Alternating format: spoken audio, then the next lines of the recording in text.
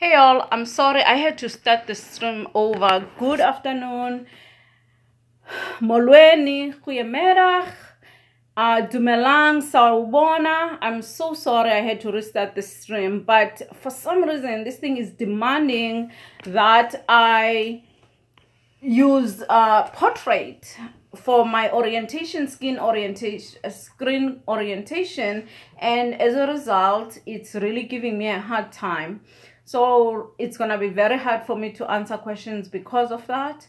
But I wanted to talk about depression because here in our area in North Carolina, actually in the northern hemisphere, it's end of winter, and I thought that this would be a great time because a lot of us feel blue at this time of the year, but that's not what I'm talking about. We all get a cabin fever. I'm talking about full-blown depression. So before I actually get started, what I would like to do is give you a brief background of myself and how I got depression and how I was able to overcome it, which, by the way, I can certainly say that I did overcome it because I know how it felt and I know how I feel today. So, but anyway, so as you already know, I came to America on a spousal visa when my husband had gotten a job. So before I moved to America, I knew that I wasn't going to be allowed to work.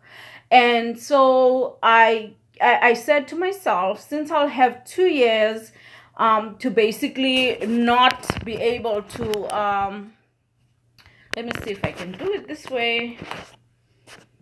That's strange anyway. I guess it's gonna have to be this way. I'm sorry, y'all. So I'm going to get myself a vlogging camera, by the way, for my computer. But anyway, let me continue. So I came to America knowing that I wasn't going to be able to work for the next 2.5 years. So I thought, okay, let me have a baby. Anyway, my daughter is 6 years old and I'm going to have a baby, and then I'll raise my child while I'm waiting to get back to work. And so I did that, and immediately after I got here, I got pregnant. But as you know, when you are in a new country, once the euphoria of moving to a new place, meeting new people wears off, and you start, like missing home, you start, like missing your old life, and also just not being familiar with the place and taking the time to adjust, you end up, sometimes a little bit depressed. So for me, at this time, I was pregnant, and you understand when you're pregnant, you get so moody, and you go through a lot of ups and downs emotionally. So that added a lot of, to really what I was already going through. And so then I had my baby, and as you know, most new moms have what they call postpartum depression. And so because I had postpartum depression, and also I was moving, I had just moved to a new country, all those things kind of added up to how I was feeling. And you added the fact that I didn't know a lot of people at the time. So hello. Hey, Marianne. I hope you're doing well. But anyway, so all those things added to me being really, really depressed.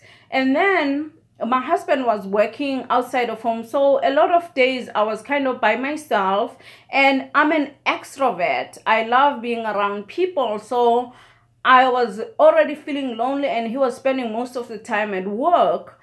And so I kind of didn't have anyone really to hang out with and do things with. Even though I had a mom group, we met once a week. So that all those things really led to depression. So I really started feeling all the symptoms, like being painful to laugh, being and with depression is a very, very progressive condition, right? It starts small and then it goes deeper and deeper and deeper. And because it's a mental disorder, it's very, very hard to deal with, because you are dealing with the fact that you're basically telling your brain to work a certain way when it wants to work a certain way. So I really had a hard time. So I went to the doctor, and I told the doctor that, you know, this is how I was feeling. And okay, so I live in America. In South Africa, where I grew up, they didn't talk about, if you feel these symptoms, go to the doctor and request this. This is during that time, right?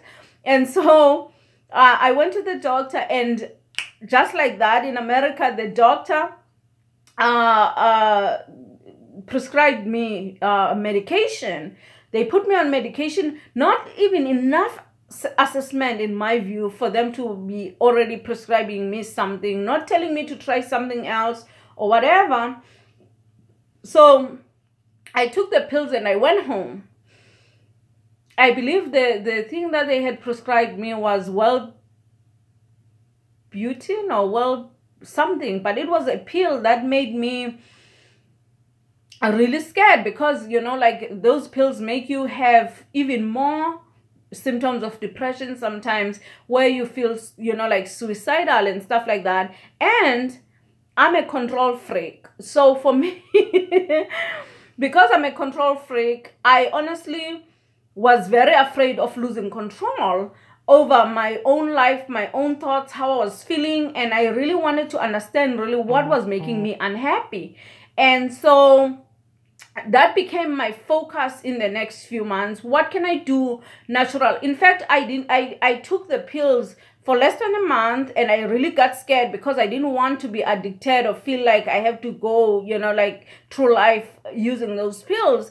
And so I decided, you know what, I'm not going to take these pills, and I stopped taking them. And at that point, my I started, like, really learning about what depression is, and how, what else can I do naturally to get out of it. Sorry, excuse me, let me just turn on the light. It's a little bit dim here. Okay, hope that will help a little. But anyway, so I started, one thing that you need to know about the brain, if you ever go through depression, something that I found out, I think even years after I actually came out of depression, one thing about the brain is that it's like a muscle, and it works by associations. So the more you train an area of your brain, in other words, with your thoughts, you can physically alter your brain's chemistry and its physics, meaning like how it is, which areas are strong. So once I learned that if I want the happy side of my brain, the side that's not, you know, like sad, to be strong, the best thing for me to do is to figure out ways that I cannot be sad. Because, as I said, depression is not something that starts overnight. It's a long period of going through things to a point where you become depressed. So the first thing that I did, and I want you guys to be listen carefully now, because I'm going to tell you exactly what I did. Once I figured out that I needed to make certain parts of my brain, the parts that I wanted to be strong in my life, in my brain, I actually said, okay, what is it that I need to do? So I stopped watching or consuming anything that made me sad. Anything, like whether it was a drama on television or a movie, anything. And also I tried not to engage on any things that would make me sad. In other words, I was making that part of my brain, the part that is responsible for emotions that create sadness, to be weak, basically. So I didn't consume anything that would make me sad. I understood that being happy would be something that I would have to actively seek and actively engage in order for that side of my brain or that part of my brain to be strong. So I would watch comedy, okay? I replaced all the sad music, sad songs, sad anything. I replaced it with comedy. All I did was laugh, okay? And in the beginning, it was painful to laugh because I was so depressed. I didn't feel like, like I needed to laugh. Like it was an effort for me to laugh, but I really made an effort to say, okay, this is what I need and this is what I'm going to do. So I replaced anything that was said. And I used to love, some of us who grew up during the R&B, like period, we used to love listening to R&B, sad songs and stuff like that. So I replaced all of that, didn't listen to any of that. So that was the first thing that I did. Second thing that I did was around the same time was to actually go to the gym. As you already know, everybody knows this, right? That when you go to the gym, you release endorphins that make you feel good.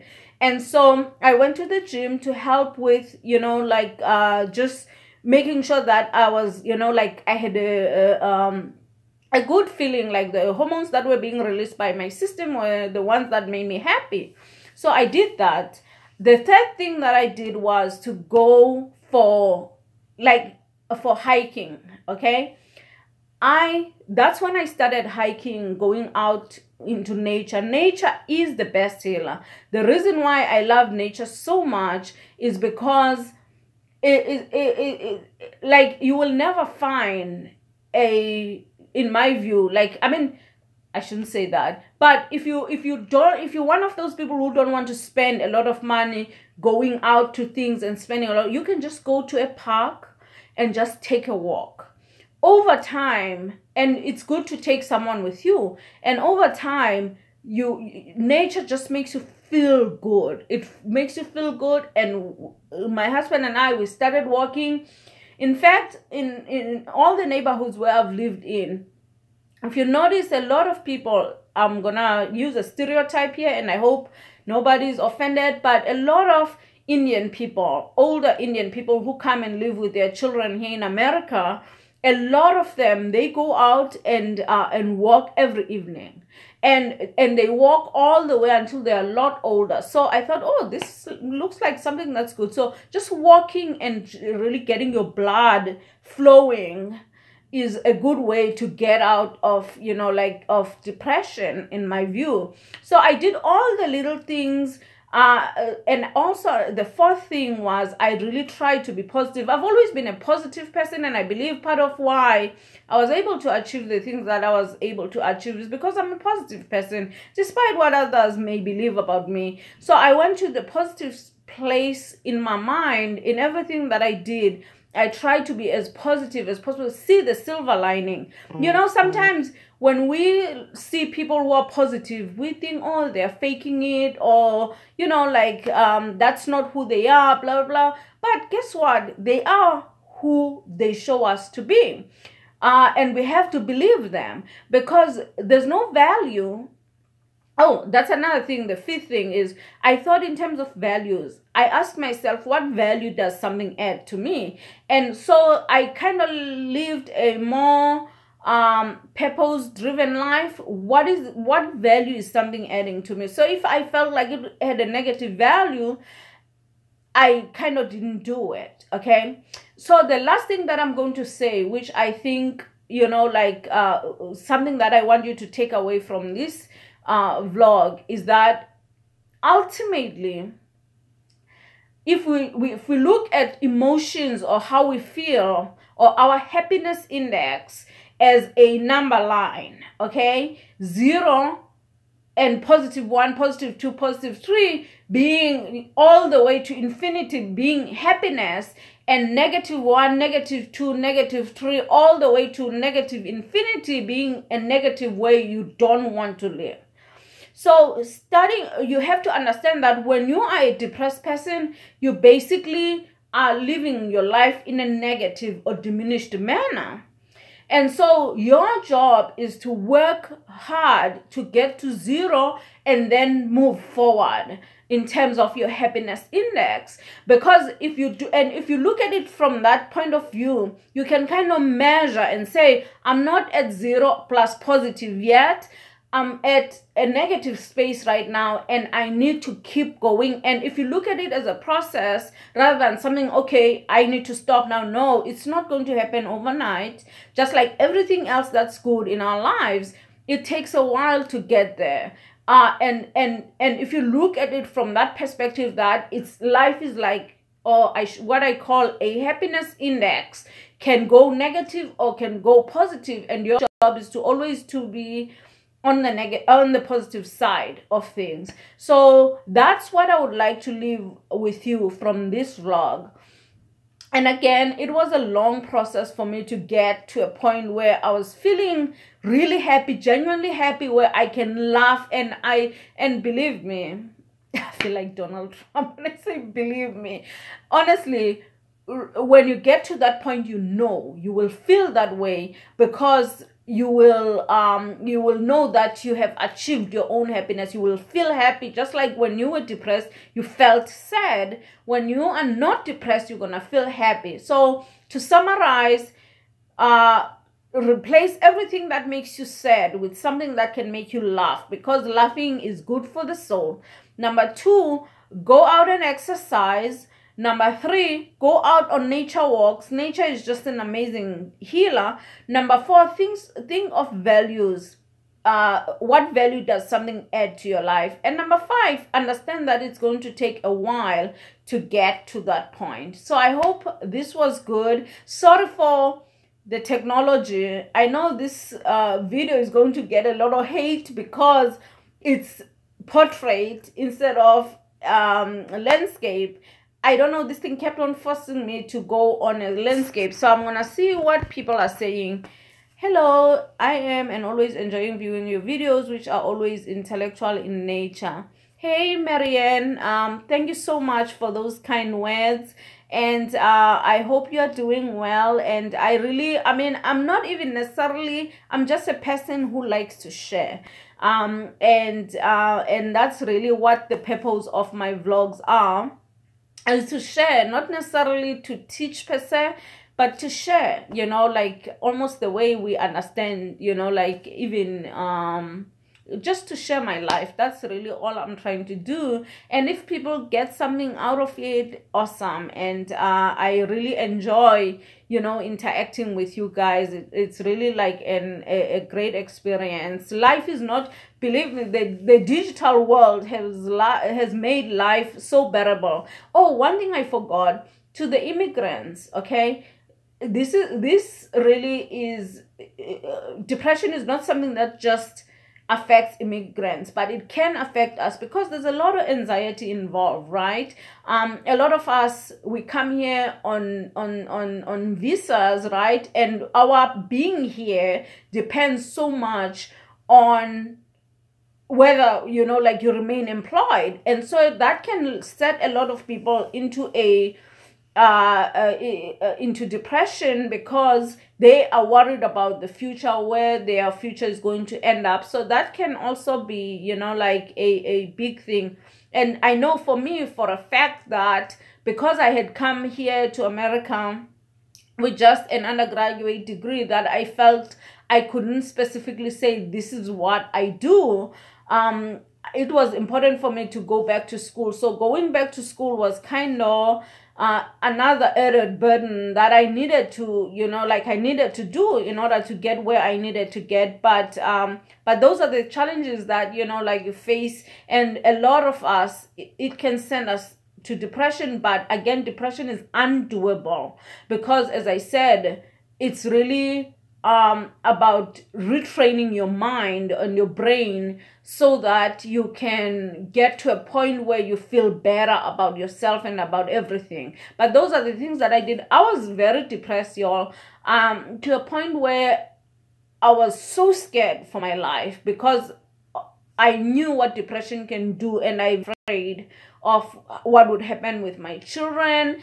And they were also, the biggest motivator, for me to really get healthy and get better. but you can do it. And if you need to take those pills and you are fine with that, that's fine. I was just telling you what my experience was and what I did in order to get out of it. And I can safely say at this point, and also I'm a lot older now, so at this point I feel much better about my life and my brain is more calm, so I can deal with a lot more than I could in my early 20s. Oh, that's another thing I forgot. I'm sorry, those people who are gonna watch this vlog are gonna say she's all over the place. I didn't write anything down, so this is all coming out of my mouth. But I was gonna say, in your 20s, and that's another thing that helped me, because I used to be a big Oprah Winfrey fan. One of the things that I recall that Oprah once said, actually no, I read her book, and you see, those who know me, they think I don't read. I do read. But anyway, I read her book, and one of the things that she said was that the 20s were the most scary time and the most difficult time in her life. And when she said that, and mainly because at that point you're trying to figure out where is the next 20 years of your life going, for instance, and so that can make you so uneasy and put a lot of pressure, and you haven't found the right job, all those things that come with being young and starting out in life. And it can make a lot of people anxious, and it can make them depressed. And so when she said that, I could relate to that. I said, yeah, I spent most of my 20s really not knowing what I was going to do. And even when I went to school, I was still anxious, because I thought, what if I make this decision of going back to school and I don't find what I was looking for? So those are all the things that got me into the state of being depressed.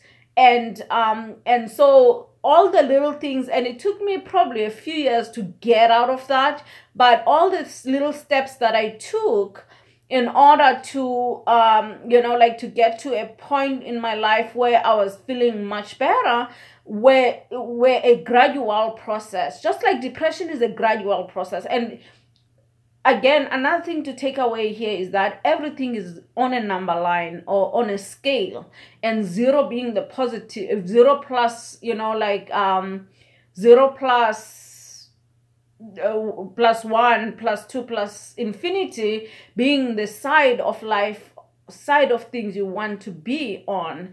And so understanding that being depressed is an emotion you don't want, you have to understand it's going to take a while to get to the other side. But anyway, so if you guys have any questions, or if you've been depressed, and what did you do? Like, I would like to hear from you. What did you do to get out of it? Because we all have, there's no one size fits all in life. We all have our ways of dealing with, life in a way that works for us. And being in tune with who you are is one of the most important things you can do in life. That way, you cannot be bothered by the world, because a lot of what's happening around us can put us in bad shape, literally, because we care too much about what other people think about us, and again, another thing that I would like to take away from you, understand that none of us are perfect. And if somebody is judging you, or somebody is talking about you behind your back or whatever, that's their business. That's not your business. That's not your business to worry about. You have to live your life the way it suits you, not the way it suits other people. Because a lot of people want to sit in the middle of your life and tell you which way things are going, when you the best person and you are the person who knows what's going on. But anyway, I'm not going to make this longer than it needs to be. If you have any questions, please, once the video processes, put them in the comment section, because everything you put here, by the way, ends up being, I believe, YouTube does not save anything that's said on the live chat they will only save what is on the comment section once the video processes. But anyway, I hope you guys have a wonderful day. I'm going to go and enjoy the rest of my Sunday, and I hope you guys have a wonderful week. Thank you so much for being with me. Thank you. Let's see if we can stop now. Thank you, Ghost Wolf. Bye, guys. Let's see if we can stop it.